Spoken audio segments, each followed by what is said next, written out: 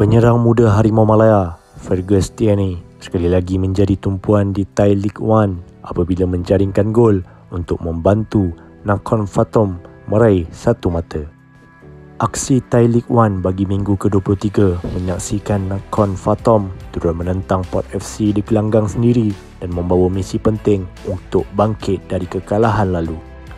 Fergus Tierney memulakan perlawanan di bangku simpanan bersama seorang lagi pemain negara, Muhammad Habu Khalil, tatkala penggempur import Valdo ketuai jentera serangan Nakhon Phanom.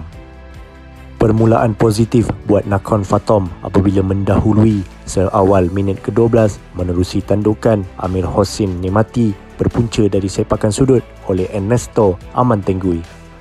Pasukan pelawat lantas bangkit meledak 2 gol sebelum rehat hasil jaringan oleh Natakit Posri dan Isaac Honey untuk Port FC kembali memimpin aksi di babak pertama. Kembali di separuh masa kedua, tuan rumah berusaha untuk menggasak kubu lawan dengan siri serangan yang dilancarkan sambil Fergus Tierney dibawa masuk untuk menambah bisa.